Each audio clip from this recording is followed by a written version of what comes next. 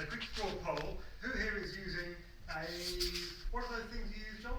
Apple device. Who's using an iPhone today? That's interesting. That's interesting, you know, because I reckon a year ago it would have been 3/4 of you or more. I went out with randomly with a bunch of people from basically John and I used to work many, many years ago, and I did a very quick straw poll there, and there was 0 iPhones in that unselected group of 8 people, not technologists, they were just a random group of people.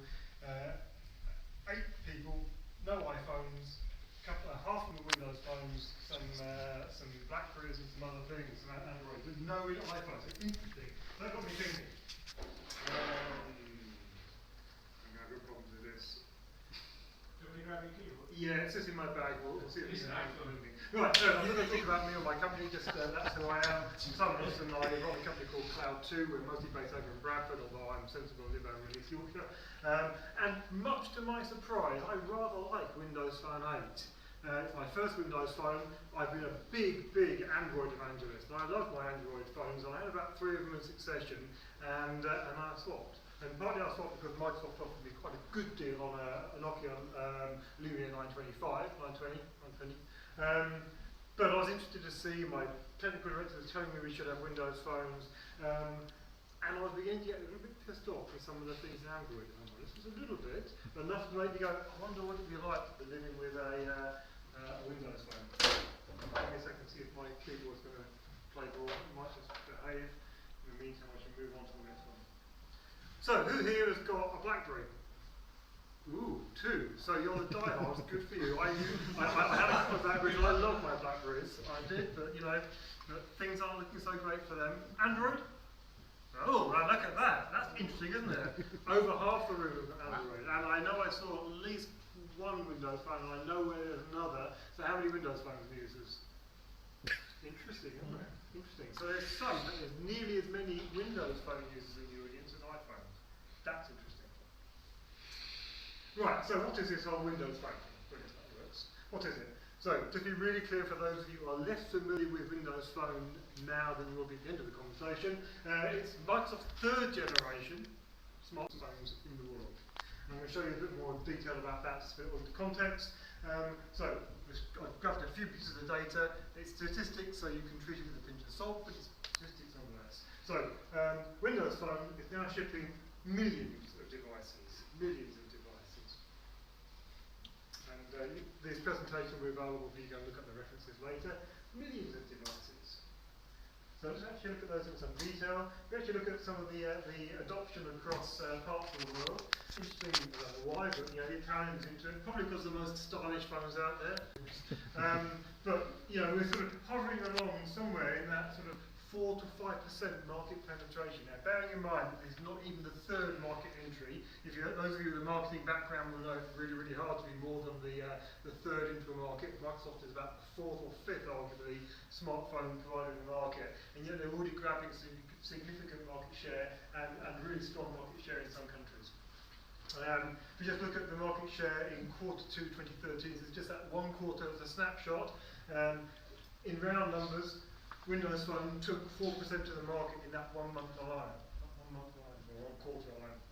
Which makes it, as I said earlier, the 3rd biggest. Also, over here, look at the Android share now. 81% of all the smartphones shipped last quarter were Android phones. And Apple, okay, we've got a new one coming up. Apple shipped 14%. You know, it's not like they're the smallest smartphone on the planet anymore, but we're getting close to the Windows Phone having, you know, 1/4 to 1/3 of the market share in that quarter of iPhone. I think that's interesting.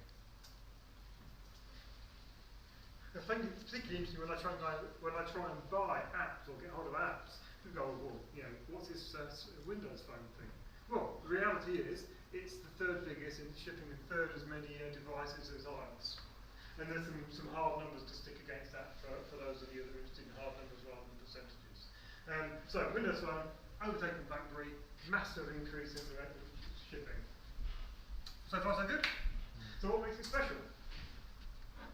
So I did a quick sort of straw poll of some of my colleagues. Those that have had some experience with Windows Phone. So these are not all my words, but here's one now. The big thing, attracts people to Windows Phone in the first place is the interface. The interface is actually really very slick. So this whole tile-based interface, which you're seeing on things like Windows 8 and Xbox and across the whole Microsoft estate, is very slick. And on Windows Phone, it's particularly slick. So if you haven't looked at it, I've got some screenshots.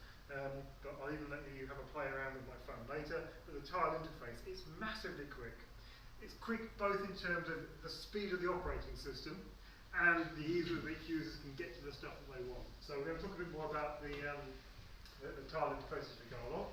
It also has this really nice feature of having live tiles, so the tiles themselves update and tell you things in real time, or as close to real time as you like, about the content. So my Facebook status gets updated with things that people are posting.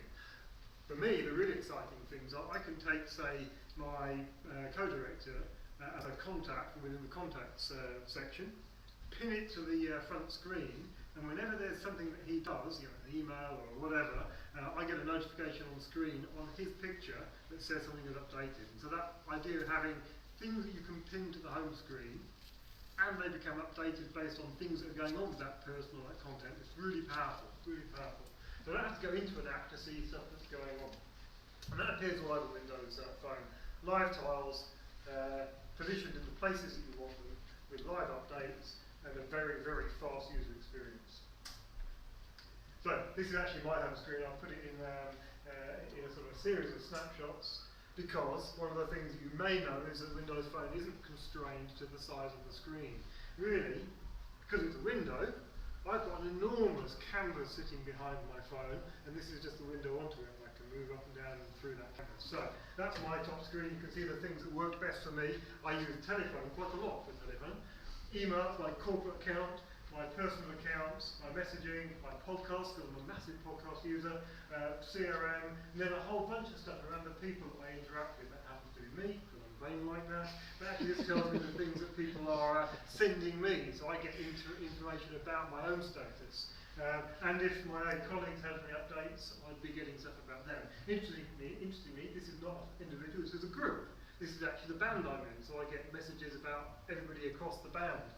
This is my company input, so these are my core people. I've got a little further down, and you know, so I can treat people as individuals, groups, or whatever. Moving on, music, games. I don't really play any games. I don't know why that's there, if I'm honest. Link. We use Link a lot, so that's right up there. OneNote. You can see that I've chosen bigger and smaller tiles depending on how important they are to me, or how often I interact with them. Wi-Fi and Bluetooth I'm turning on and off all the times, Skype and Facebook, and my news feed I use a lot. First thing I do in the morning when I wake up is I pick up my phone and check the news. It's great. Office, will come back to that later. And there's more. That's the controller for my Raspberry Pi, which is great. Twitter feeds, temperature, I'm on a diet, I'm sorry about that. So all this stuff. And then if that isn't enough, you know, I can just with a single swipe to the right get to see all of my applications, and I've got hundreds actually, maybe not hundreds, but certainly dozens. So, next thing that we think is really important. We're a big Microsoft house. My company's a Microsoft Gold Partner. In fact, I think we were the fastest company to achieve Gold Partner status in the UK. Did really well. So we're big into Microsoft. And for me, the killer feature for me is, as a business phone, it's brilliant. It gives me access to all of my Microsoft-based stuff. So I can see all my documents, irrespective of where they are, irrespective of, not just ones on my phone, irrespective of where they are, I can get at all my documents. And I can edit on my phone if I need to. I never do actually, because I've always got other devices, but I could. I can get at my CRM. I can get at OneNote, and it's full-blown OneNote, not minimal OneNote. I can use SkyDrive, which is where I've got a lot of content. I've got full SharePoint integration. We're a SharePoint company, so we do a lot of SharePoint, and Link and Skype. So just to give you again a couple of screen grabs. So this is a list of all the documents I've accessed recently. Well, actually it's about 3 o'clock this afternoon. Irrespective of what device I access them from. So I pick them up on my Slate or one of my machines at home. I use about 4 different computers on a day-to-day basis for reasons I've really quite understood. It picks up that I've accessed those documents, irrespective of where they are and which device I use them. It's brilliant. It's faster for me to find a recent document on my phone than it is on any other device that I own, which is bizarre. And it also lists out all the different places that I might have content, so things on my phone, things in my email, my SkyDrive, and then I've got a whole bunch down here of locations on our SharePoint portal. So find all of those things and just go. So we love the way it integrates with Microsoft Office. Speed. It's just damn quick. I've never ever seen the user interface slow down on my Windows phone. The only thing I sometimes get is that it tends to hold about 5 applications running concurrently and it shuts down the 6th. So if you try and hit the 6th one because it doesn't want to task you, to go back to that 6th one, it'll say, please write one resume the app. So it's really quick, always quick. Unlike my Android phone, which was beginning to drive me nuts, my Android phone would sometimes stall in the middle of a telephone conversation, which is the last thing you want when you're talking to a client. And it was one of the nails in the coffin for me. I don't want my phone stalling while I'm doing mission critical stuff. So it's always quick. The Nokia tie-up, there was lots and lots of chest beating and naysaying when Microsoft and Nokia announced their big tie-up. Actually, it's been great for both companies. Nokia have really come back to the fore. They're shipping lots of devices. They're also making some great phones. So Nokia actually accounted for 81% of all the Windows phones shipped last quarter. And they're continuing to innovate. I saw someone there with a 1020, I think, which has got what resolution camera in it? So 38 megapixel. 38. And how big is it? It's the size of a phone.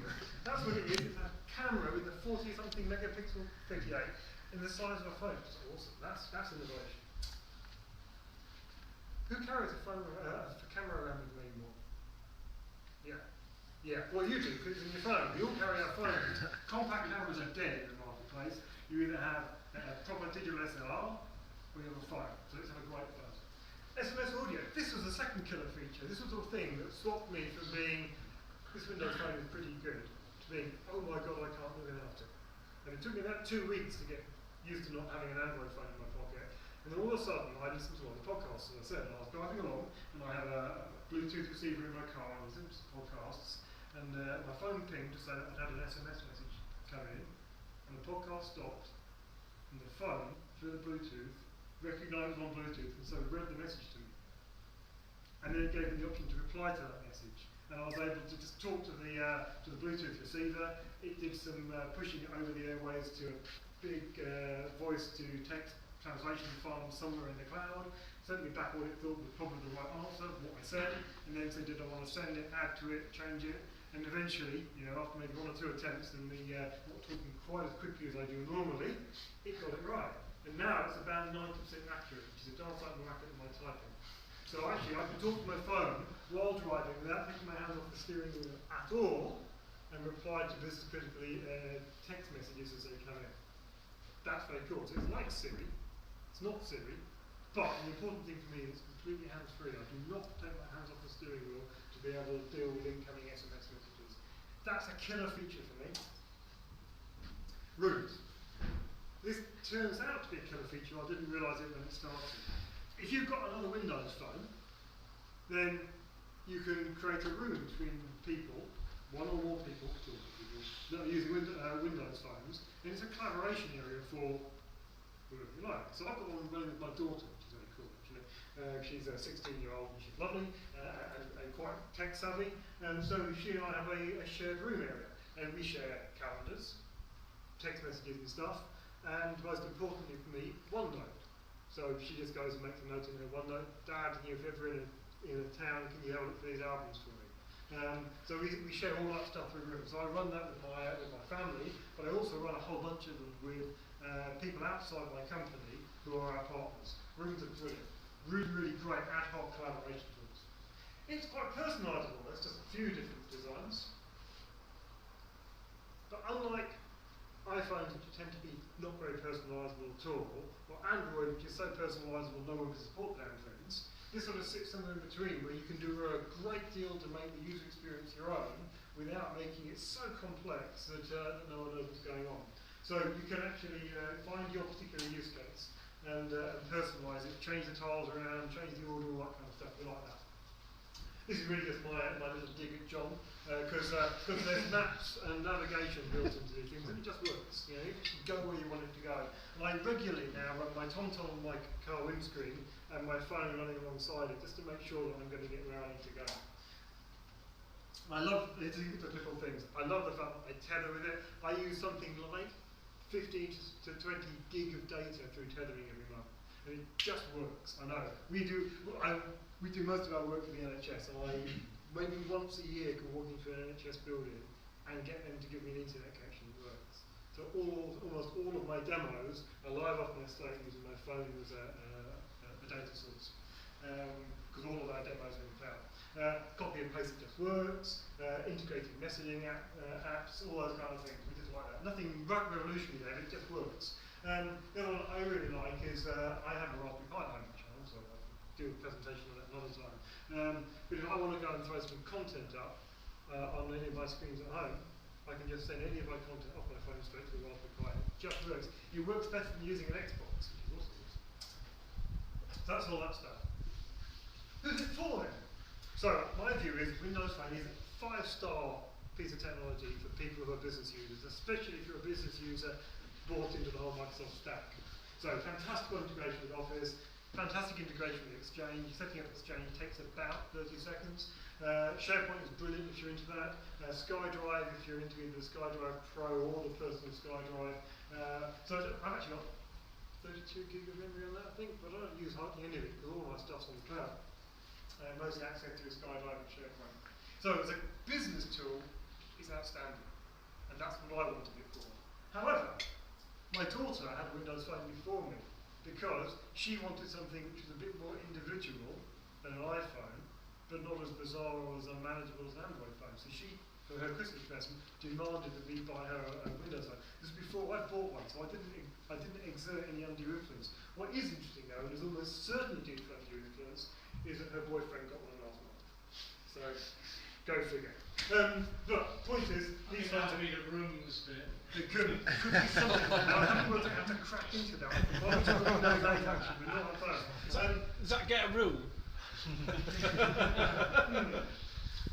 Right, so it's simple, it's fast, it's sexy, it's individual. It's not just another clone sort of iDevice job.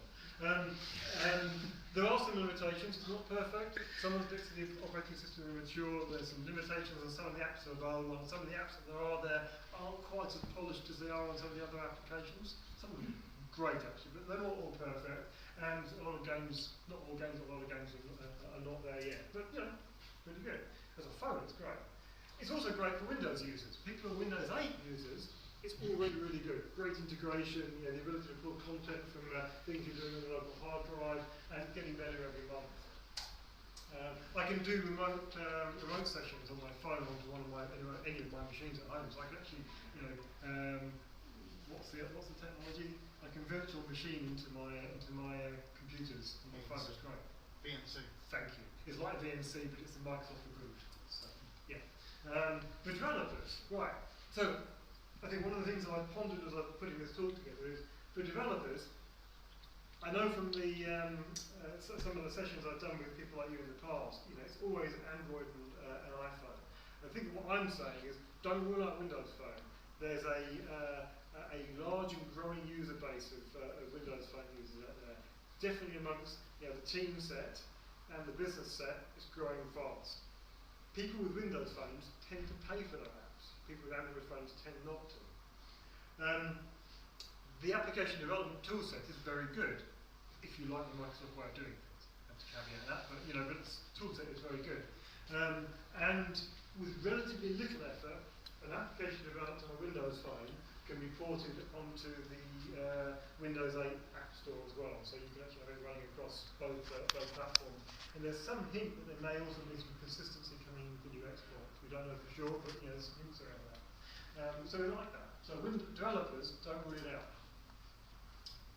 So, all right, this App Store thing. Well, here's my view on App Stores. It's good enough.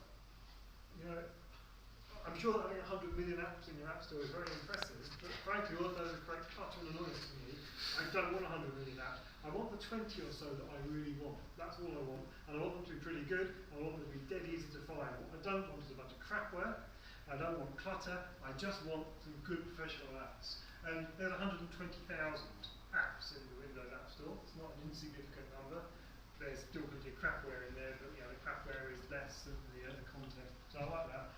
So that works for me. And I think there's only really one app that I haven't easily been able to replicate. In fact, I played golf for the first time this year on Saturday, and I went, oh, crikey, my golf app's on my Android phone, I haven't updated it. 3 minutes later, I have exactly the same app running on my Windows phone. It's the best golf app out there. And I scored 99, under 100 in my first time ever, so I'm very proud of that. Thank you. Right, so, to summarise then, it is my contention that you really should be giving Windows Phone 8 a try. As a Prezi, should you wish to go and research any of the liars, down liars, and statistics I put out there, is available on that link. Thank you very much.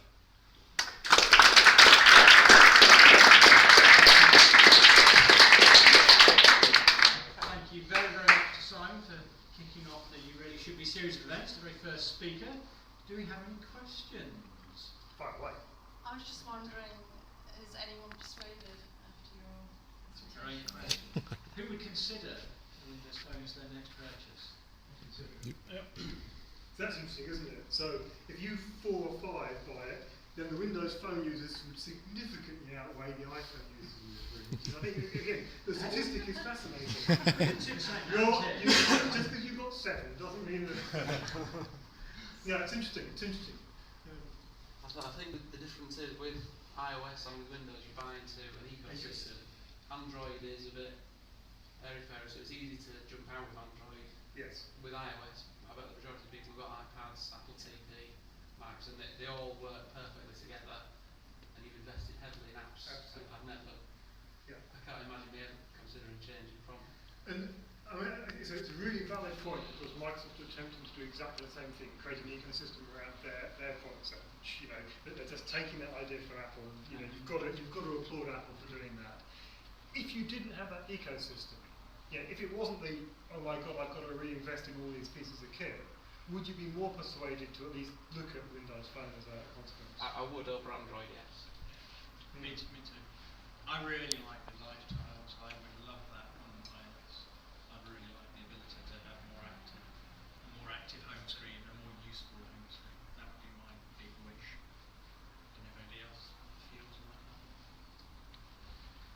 Camera megapixels. Rob, how are you getting on with the I'm just taking a picture to get that URL, and I can zoom in and read the URL off the picture. so there you are. And actually, I don't know if you know, but another feature you can do with Windows Phone is there's the search button down here which goes into Bing, you can hit the I button and actually just scan text, and it will actually do OCR straight from the camera in situ, and it'll even translate foreign languages for you as well. Actually, talking about Windows, I've been using Windows Phone a lot. I've got a few niggles with it. See if you agree. Yeah. Go on, fire away. Yeah, let's see if we can match. Main thing is notifications, because the live tiles are great, the bubble up information, but it's only the last item. And also another type of notification that you get is what's called toast. It's like a little coloured bar at the top of the screen. And you'll hear the phone go, or you'll feel it vibrate, and then you've got to get there straight away, because once you've missed it, it's gone. There's no notification centre.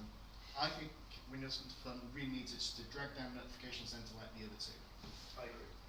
Yeah, a couple of the niggles that I've got, so it's 1,000 niggles around. Yeah. Because the operating system is immature. It's great and it's polished, but it's still immature. We've got a couple of other tools who So the one that drove me nuts on the Android phone, you open up the dial pad, and of course it's got the letters on the numbers, so you go JON, whatever numbers they are, and it goes and searches against your address book and finds John. Yeah. On the Windows phone, it's got the letters, they do absolutely stuff all. You press them, and what it does is put the numbers in. So that piece, you've actually got to go into the look at my contacts piece. I mean, it's just not quite as slick. What else?